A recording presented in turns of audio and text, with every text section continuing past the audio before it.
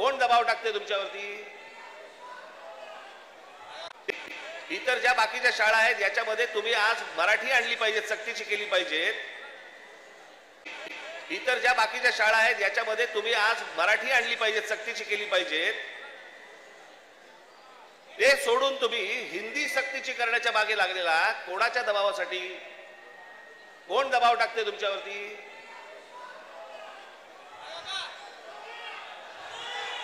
हे केंद्रामधलं हे केंद्राचं पूर्वीपासूनच आहे, काँग्रेस असल्यापासूनच आहे हे सगळं.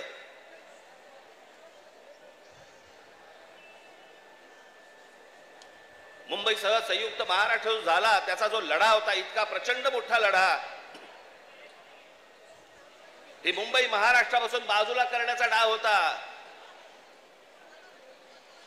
तो कोणाचा होता? काही गुजराती व्यापाऱ्यांचा होता आणि काही गुजराती नेत्यांचा होता. मी एकदा पुस्तक वाचत असताना, आचार्य अस्त्रांचं पुस्तक वाचत असताना मला धक्का बसला की मुंबई महाराष्ट्राला मिळू नये याच्यासाठीच पहिलं जे बोललं गेलं ते कोणाकडनं बोललं गेलं? वल्लभभाई पटेलांनी सांगितलं की मुंबई महाराष्ट्राला देऊ नका म्हणून. वल्लभभाई पटेलांनी, ज्यांना आजपर्यंत आम्ही लोह पुरुष म्हणून मानत आलो, या देशाचे गृहमंत्री, आम्ही त्याच्याकडे आदराने आजपर्यंत पाहत आलो, तुम्ही महाराष्ट्राला विरोध केलात.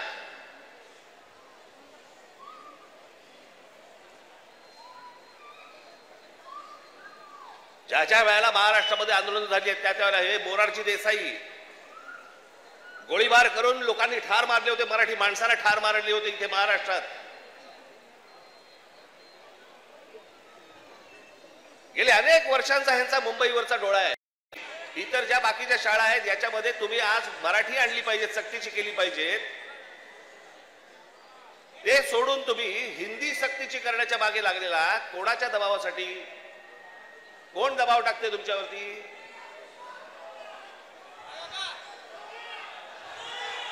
हे केंद्रामधलं हे केंद्राचं पूर्वीपासूनच आहे, काँग्रेस असल्यापासूनच आहे हे सगळं.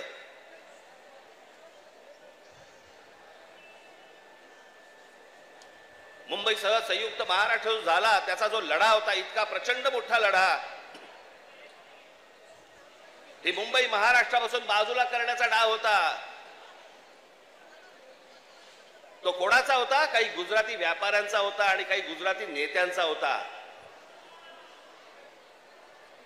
मी एकदा पुस्तक वाचत असताना, आचार्य अस्त्रांचं पुस्तक वाचत असताना मला धक्का बसला की मुंबई महाराष्ट्राला मिळू नये याच्यासाठीच पहिलं जे बोललं गेलं ते कोणाकडनं बोललं गेलं? वल्लभभाई पटेलांनी सांगितलं की मुंबई महाराष्ट्राला देऊ नका म्हणून. वल्लभभाई पटेलांनी, ज्यांना आजपर्यंत आम्ही लोह पुरुष म्हणून मानत आलो, या देशाचे गृहमंत्री, आम्ही त्याच्याकडे आदराने आजपर्यंत पाहत आलो, तुम्ही महाराष्ट्राला विरोध केलात.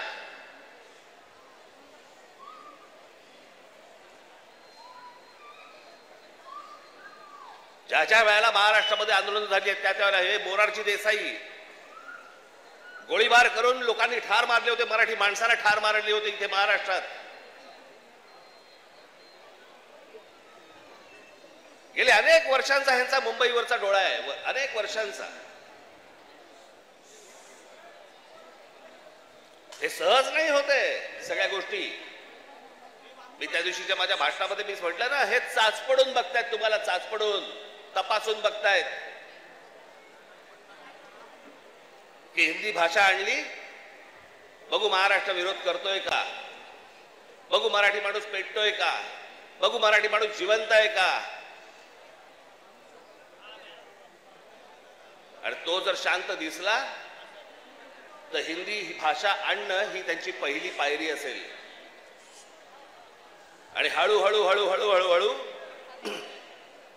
या सगळ्या गोष्टी करून मुंबई ताब्यामध्ये घ्यायची आणि ती गुजरातला मिळवायची, हे ह्यांचं स्वप्न आहे.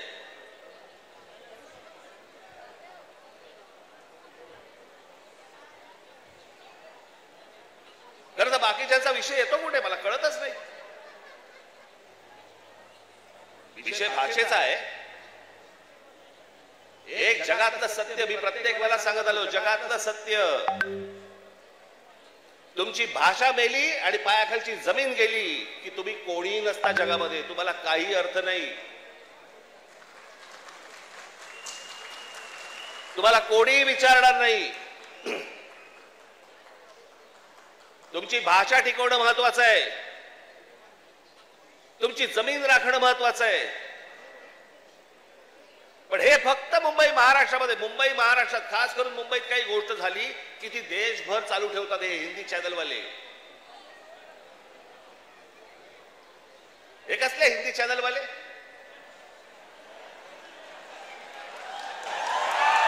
हे खरं तर या सत्ताधाऱ्यांच्या चपलेखालची ढेकणं ती.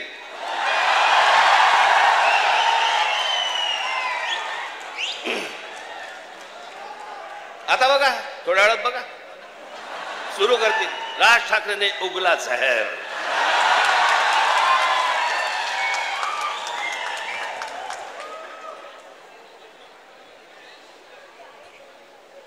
फक्त मुंबईत काही झालं, महाराष्ट्रात काही झालं तर हे सगळे हिंदी चॅनलवाले जाणून बुजून कोणाच्या तरी सांगण्यावरून, कधीतरी स्वतःच्या मनातून, स्वतःच्या रागातून हे पेटून उठतात.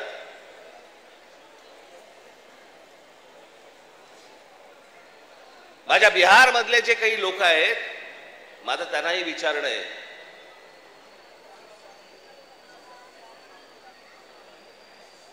की इथे मी आता आणलंय, इथे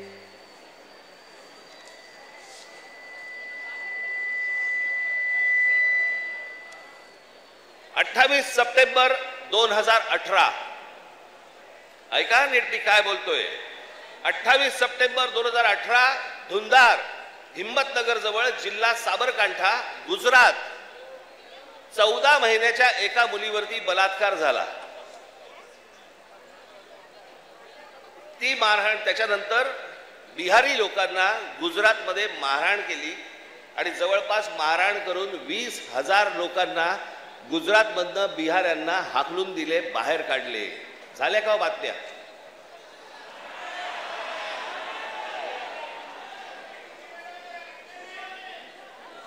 कुठेही बातम्या तुम्हाला दिसणार नाहीत. हा माणूस त्याच्यानंतर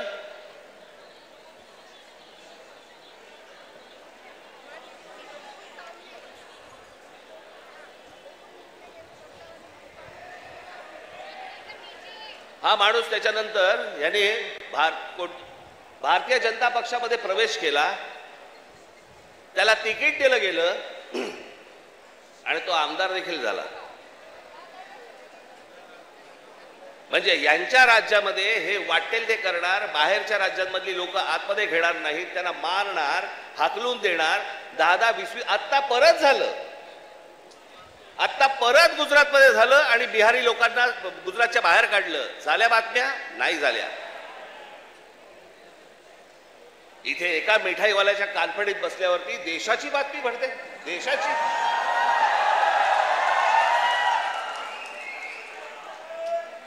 देशामध्ये चित्र असं रंगवलं जातं की बघा मुंबईमध्ये, महाराष्ट्रामध्ये अमराठी लोकांना कसे मारतायत.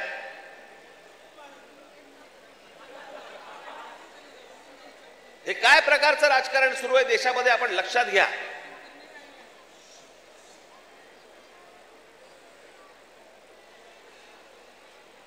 कसली कोणती हिंदी घेऊन बसलो आपण, ज्याला साधा 200 वर्षाचा इतिहास आहे. 200 वर्ष. मराठी भाषेला 2,500 ते 3,000 वर्षांचा इतिहास आहे.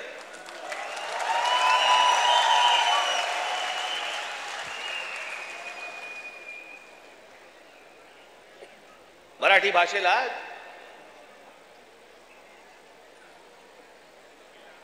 अभिजात भाषेचा दर्जा मिळाला.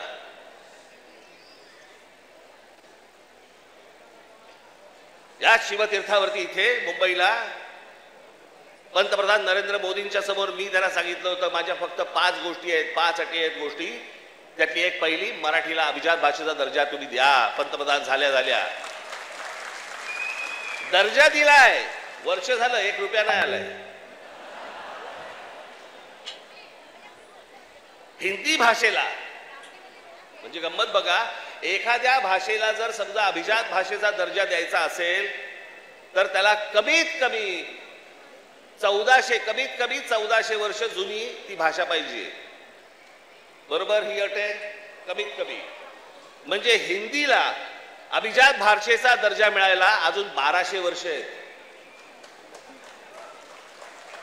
1200 वर्ष आहेत आणि ती भाषा तुम्ही आमच्या लहान मुलांवरती आणि आमच्यावरती लादणार. हिंदी या भाषेमुळे हिंदी चित्रपट सृष्टीतल्या नटनट्यांचं भलं झालं, ह्याच्या पलीकडे कोणाचं भलं झालं जरा सांगा मला. साधी गोष्ट आपण पकडूया की उत्तर प्रदेश, बिहार, मध्य प्रदेश, राजस्थान इथे हिंदी बोलली जाते. मग हे लोक उठतात आणि महाराष्ट्रामध्ये नोकरीसाठी काय येतात? जर हिंदी भाषेमुळे जर तुमचंच भलं झालं नसेल आणि तुमचीच राज्य मोठी झाली नसतील आणि तुम्हाला जर दुसऱ्या प्रदेशामध्ये जाऊन जर समजा तिकडे येऊन नोकऱ्या कराव्या लागत असतील, नोकऱ्या मागाव्या लागत असतील, गुजरात सारख्या राज्यामध्ये जाऊन तिकडे जर समजा तुम्हाला मार खावा लागत असेल, हिंदीने काय भलं केलं तुमचं? कोणती भाषा घेऊन बसलोय आपण? आणि त्या भाषेसाठी म्हणून महाराष्ट्राचा मुख्यमंत्री पेटलाय.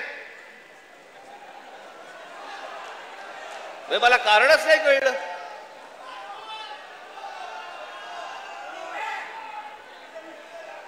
मी तुम्हाला साधी गोष्ट सांगतो, हिंदी ही या देशात कोणाचीही मातृभाषा नाही. हे पहिल्यांदा सर्वांनी लक्षात घ्या. ज्याची काल परवाकडे कालफडीत मारली ना, त्याला विचार तुझी मातृभाषा कुठची?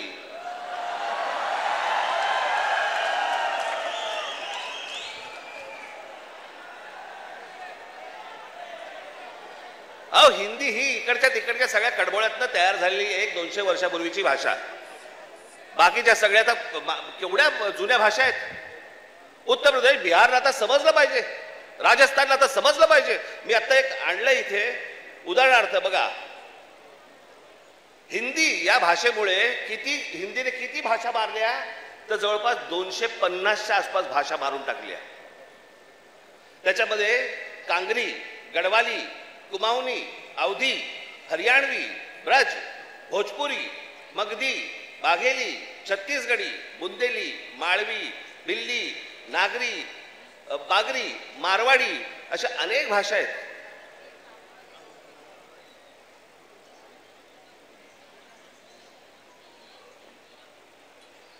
आता बिहारमध्ये ज्यांनी पहिली हिंदी ही भाषा स्वीकारली, तिथे आजही 99% लोक मातृभाषा बोलतात, हिंदी बोलत नाहीत.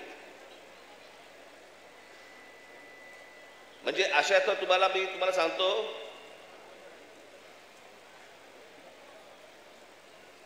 हनुमान चालीसा आहे ना, हनुमान चालीसा,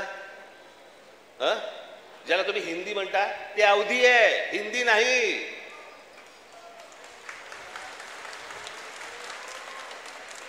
पहिल्यांदा भाषा आपण नीट समजून घेतली पाहिजे. मराठी भाषेचा आपण इतिहास नीट एकदा समजून घेतला पाहिजे. पण ह्यांना भाषेवरती यांचं प्रेम नाहीये. माझं तर सगळ्या भाषांवरती प्रेम आहे.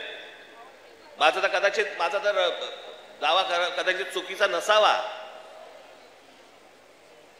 परंतु महाराष्ट्रामधले जेवढे काही नेते आहेत त्या सगळ्यांपेक्षा हिंदी माझं बरं आहे.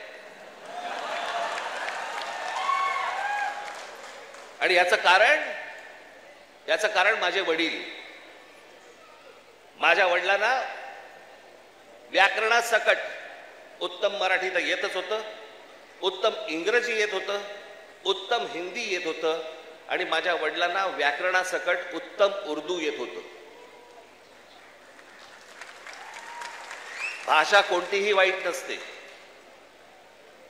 कधीच वाईट नसते. जगातली कुठचीही भाषा वाईट नसते. हिंदी ही काही वाईट भाषा नव्हे. आमच्यावर लादणार असाल, नाही बोलणार जा.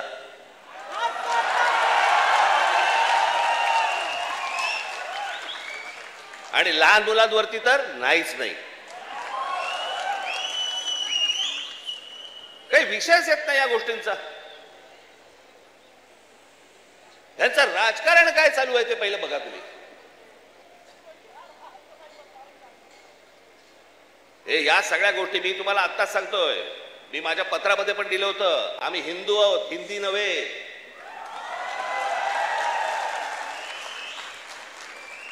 पण हिंदुत्वाच्या बुरख्या खालून जर समजा तुम्ही माझी मराठी संपवायला येणार असाल, माझ्यासारखा कडवट मराठी तुम्हाला सापडणार पण नाही.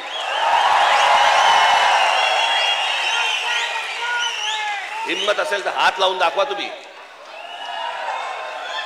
आणि हे सगळं षडयंत्र तुम्ही नीट समजून घेतलं पाहिजे. षडयंत्र मुंबईला जर हात लावायचा असेल तर या ठिकाणचे सगळ्या मीरा भाईंदर पासून तिथे पालघर पर्यंतच्या सगळ्या जेवढ्या मतदारसंघ आहेत, हे मतदारसंघ ह्यांना अमराठी लोकांचे करायचे.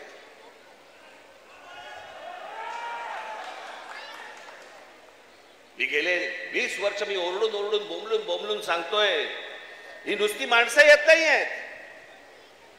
हे नुसते इमारतींमध्ये माणसं येत नाही आहेत. इमारती उभ्या राहतात आणि बाहेरची माणसं येत आहेत. इमारती उभ्या राहतात आणि बाहेरची माणसं येत आहेत. नुसती माणसं नाही येत आहेत, हे मतदारसंघ बनवत आहेत. हे मतदारसंघ बनवून तुम्हाला हटवणार, तुम्हाला लांब लांब फेकून देणार. उद्या हे काय सांगणार, अरे बघा ना, आमचाच खासदार, आमचेच आमदार, आमचेच नगरसेवक, आमचाच महापौर. असं करून हे मुंबईपर्यंत पोहोचणार. आणि हा अख्खाच्या अख्खा पट्टा हा सगळा गुजरातला मिळवण्यासाठीचे सगळे खटाटोप सुरू आहेत. हे आज नाही, हे पूर्वीपासून सुरू आहेत. पूर्वी त्यांनी तर जाहीररित्या सांगितलं होतं, पण आता कसं आहे, आता हे लपून छपून हळूवार पद्धतीने या सगळ्या गोष्टी सुरू आहेत. हे काय षडयंत्र हे आपण नीट ओळखा, हे समजून घ्या. हा सहज आलेला माज नाही. हे जास्त तुमच्या अंगावरती येतात आणि तुम्हाला सांगतात नाही मराठी नाही बोलणार, आम्ही नाही बोलेंगे. हा जो माज आहे ना, हा माज तिथून आलेला आहे. तिथून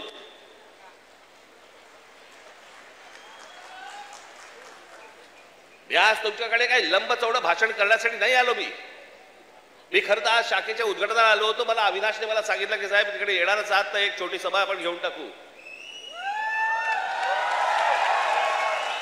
पण मला तुम्हाला जे सांगायचंय ते हे सांगायचंय की तुम्ही सतर्क असले पाहिजेत. आज काहीतरी प्रकरण उसळलं आणि आज काहीतरी उघडलं म्हणून आज आम्ही जागे व्हायचं, उद्या त्याच्यानंतर आम्ही झोपून जायचं आणि मग बाकीचं सगळं पोखरलं जातंय. भुसभुशीत जमीन असते ना, घुशी तिकडे होतात, खडकामध्ये घुशी नाही होत. तुम्ही खडकासारखे टणक असले पाहिजेत. महाराष्ट्राची तुम्ही भक्कमपणे बाजू उभी केली पाहिजेत. महाराष्ट्र काय हा तुम्ही समजून घेतला पाहिजेत. मी जे सतत तुम्हाला जे सांगत असतो ना, 1400 वर्ष राज्य केलेला हा महाराष्ट्र या प्रांतावरती. मी अनेकदा बोलत आलो, तुम्हाला सांगत आलो की ह्याला पर्शियन लोक ह्याला हिंद प्रांत म्हणत. छत्रपती शिवाजी महाराजांची घोषणा पण काय होती, हे हिंदवी स्वराज्य व्हावे ही नव्हती, हे हिंदवी स्वराज्य व्हावे ही होती. या हिंद प्रांतावरती आमची सत्ता असावी. हा संपूर्ण हिंद प्रांत आमच्या हातामध्ये असावा. बाहेरच्यांनी येऊन आमच्यावरती इथे सरकार स्थापन नाही करायची. आम्ही कोणी गुलाम नाही आहोत. या प्रांतावरतीचा अधिकार कोणाचा असेल तर तो आमचा आहे. आणि 1400 वर्ष या मराठेशाहीने जे राज्य केलं, ज्याला आपण म्हणतो ना अटके पार आम्ही झेंडे फडकवले. अटके पार झेंडे फडकवले म्हणजे काय, आजही मला असं वाटतं पाकिस्तानच्या वायुव्याला का नैऋत्यला तो अटक नावाचा किल्ला आहे, त्या किल्ल्यावरती भगवा ध्वज फडकला. ते अटक किल्ला, तो अटके पार झेंडे फडकवले आम्ही.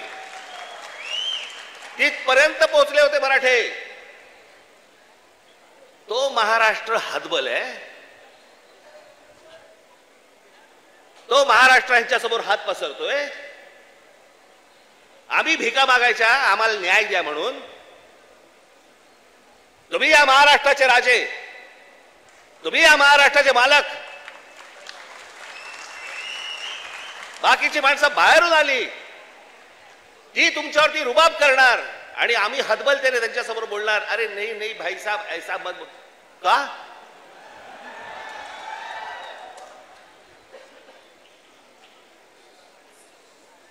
स्वतःहून काही करायची आपल्याला गरज नाहीये.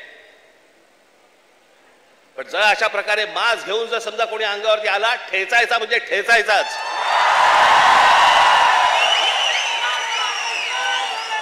त्या दिवशी तो कोणतरी भारतीय जनता पक्षाचा एक खासदार,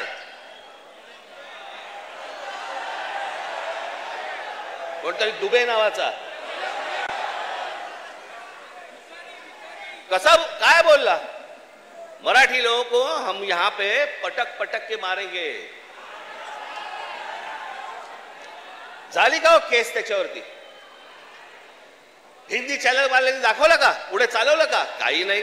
बघा कसं असतात, कसे असतात ते बघा.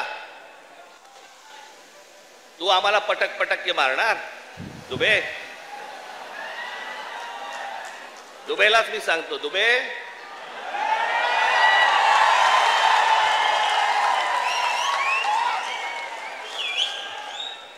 तुम मुंबई में आ जाओ.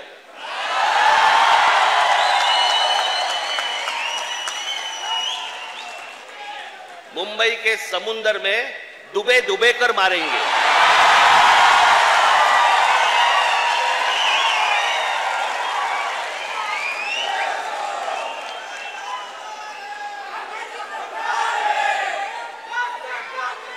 त्याला हिम्मत होते बघा कशी.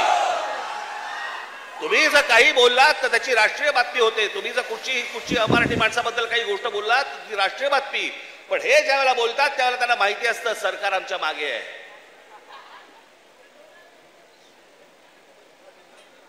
कारण सरकारच जर समजा या गोष्टी इथे लादत असेल तर या लोकांची हिंमत तर वाढणारच आहे.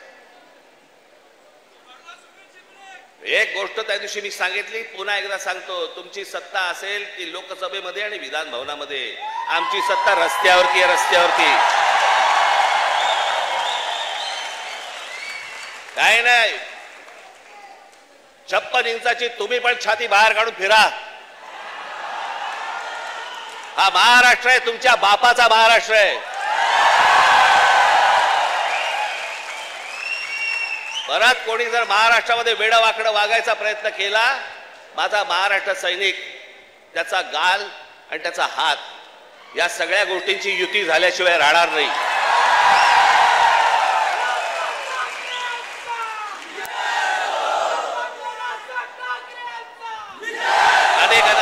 अनेक ते आता सरकारी पत्रकार असतात, काही बेरोजगार पत्रकार असतात. आणि मग ते बेरोजगार पत्रकार कुठच्या युट्यूब चॅनल बिनल वरती जातात आणि म्हणतात की तुम्हाला माहिती आहे की नाही, ही फडणवीसांनी लिहिलेली स्क्रिप्ट आहे. हा कोणता स्क्रिप्ट रायटर आहे मला अजूनपर्यंत कळलेला नाही, जो स्वतःचा अपमान पण त्याच्यामध्ये लिहितो. ज्याला हे सगळं मागे घ्यावं लागलं, सगळ्यांकडनं दबाव आल्यानंतर मी हे दोन्ही GR मागे घेत आहे, हे स्क्रिप्ट रायटर लिहू शकतो. पण हे काय चालू आहे? हे तुमच्या मनात काहीतरी विष घालवणं सुरू आहे की हे बघा, हे आतून सगळे एक येतं बघा, हे सगळं असं सगळं सुरू आहे. कशाचा कशाला कशाचाही संबंध नाही आहे. कोणाशी माझी मैत्री असो, दुश्मनी असो, काहीही असो, एक गोष्ट निश्चित सांगतो, महाराष्ट्राच्या बाबतीत, मराठी माणसाच्या बाबतीत आणि मराठी भाषेच्या बाबतीत राज ठाकरे कोणाशी तडजोड करणार नाही. याच्या आधीही केली नाही, आत्ताही केली नाही आणि पुढेही करणार नाही. मला असं वाटतं तुम्ही देखील त्याच पद्धतीने महाराष्ट्रामध्ये राहिलं पाहिजे, जगलं पाहिजे, वावरलं पाहिजे. आणि जे कोणी इथे राहत असतील मराठी लोक, मी त्यांची माझ्या एका मित्राचा दाखला दिला होता, बाकीच्यांनी देखील लवकरात लवकर मराठी शिकण्याचा आपण प्रयत्न करावा. आम्ही तुमच्याशी मराठीत बोलू. माझी तुम्हाला सर्वांना तुम्हाला सांगणं आहे, ज्या ज्या ठिकाणी जाल, दुकानात गेलात, बसमध्ये गेलात, ट्रेनमध्ये गेलात, टॅक्सीत बसलात, कुठेही गेलात, जास्तीत जास्त प्रमाणात म्हणण्यापेक्षा कायमस्वरूपी तुम्ही समोरच्याशी मराठीमध्येच बोला, त्याला मराठीत बोलायला भाग पाडा. अहो आता माझ्याकडे कर्नाटकातला व्हिडिओ आलाय. कर्नाटकामधले तो माणूस तिकडे त्या रिक्षावाल्यांना हाकलून देतोय. बातम्या नाही होणार, कारण त्यांचे सत्ताधारी, त्यांची सरकार त्यांच्या जनतेच्या, त्यांच्या लोकांच्या खंबीरपणे पाठीशी उभे असतात. वरती कोणी येऊ अगर न येऊ, हे महाराष्ट्रात फक्त भोगत आला आणि महाराष्ट्रात फक्त भोगतोय. त्यांना काय वागायचे त्यांचं त्यांनी वागावं. पण मला तुम्हाला फक्त एवढंच सांगायचंय की तुम्ही खंबीर राहा, तुम्ही कडवट राहा. जर तुम्ही घट्ट असाल, तुम्ही जे खडकासारखे टणक असाल, कोणी आतमध्ये शिरायचा प्रयत्न करणार नाही. आजूबाजूला कोण येतंय, कोण राहतंय, कोण काय करतंय याच्यावरती सतर्कतेने तुमचं लक्ष असलं पाहिजे. एवढीच फक्त आज विनंती करण्यासाठी म्हणून मी आज आपल्यासमोर इथे आलो. आपण सगळेजण इतक्या मोठ्या संख्येने आलात, आपल्याला सर्वांना धन्यवाद देतो. आणि फक्त एवढंच जाताना सांगेन, सतर्क राहा, सतर्क राहा, सतर्क राहा. धन्यवाद. जय हिंद, जय महाराष्ट्र.